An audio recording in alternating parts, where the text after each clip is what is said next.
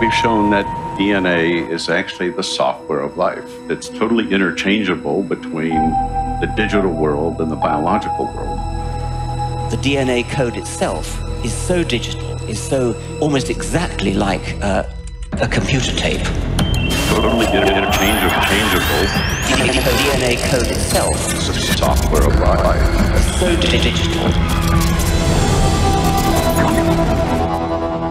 Scientists have come to the amazing conclusion that our bodies contain digital code.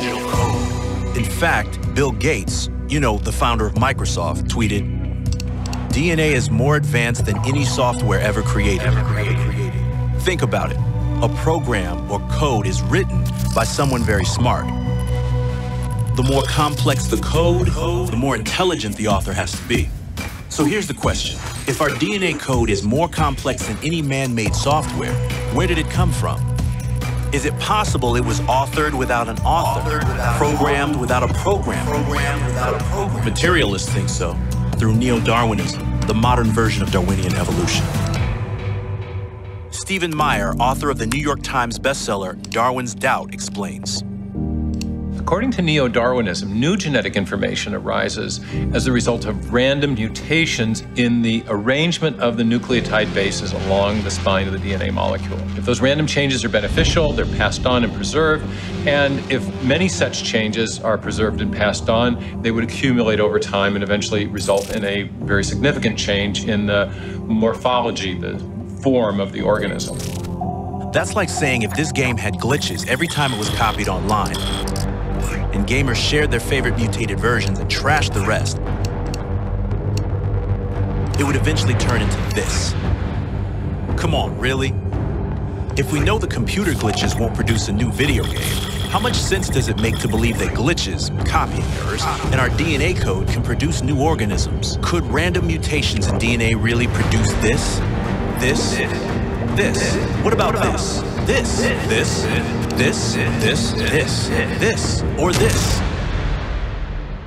Everything we know about software shows that random changes in a section of functional code or functional information is going to degrade that information long before you ever get to something fundamentally new. And that's the problem with the mutation selection mechanism as an explanation for new genetic information. Information in DNA is also essentially typographic or digital. And there are far more ways to go wrong in arranging those characters than there are ways to go right.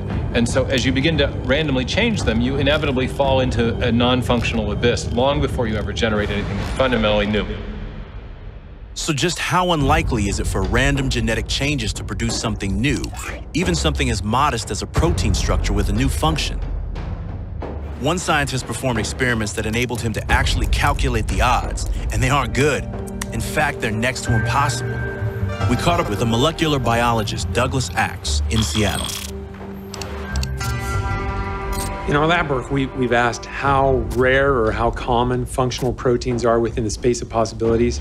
Doing experiments and calculations, we found that they're exceedingly rare, like 1 in 10 to the 74th power rare. To get a feel for those odds, imagine that somebody hid one atom somewhere within the Milky Way galaxy, and you, blindfolded by chance, are supposed to pick one atom and hope that it's the right one.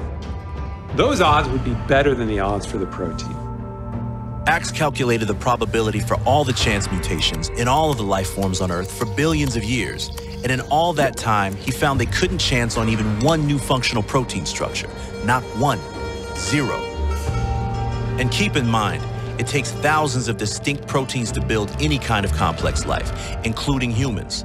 And many of these proteins are unique to each individual life form. So we go from improbable to basically impossible. The bottom line is that the mutation selection mechanism simply lacks the creative power to generate the new information necessary to build new organisms in the history of life. If the material processes of mutation and natural selection aren't capable of producing the biological information needed for life, then where did it come from? Our uniform and repeated experience, as Darwin himself pointed out, is the basis of all scientific reasoning about the past. So when we see information in a digital form in software, or we see a paragraph in a book, and we trace that information back to its source, we always come to a mind, not a material process. That's part of what we know from our observation of the world around us, that information always arises from an intelligent source. So we can apply that knowledge to the question of historical biology, and when we see that information is the foundation of life, we can infer that the best explanation for the origin of that information is in fact also a mind, a conscious agent, not an undirected material process.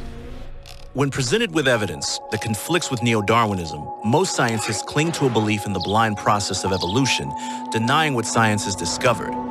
That at the foundation of life, there exists a code so complex and advanced that it defies chance. They make no room for the possibility that we were created by an intelligence far more sophisticated than the most genius of programmers.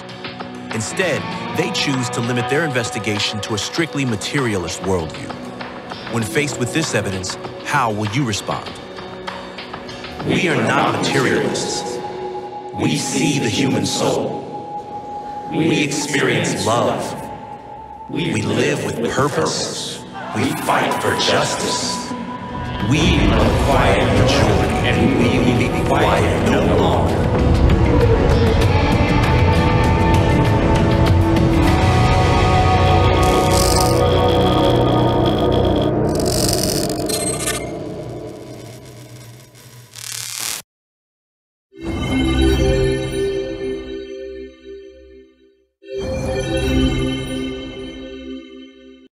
Amen.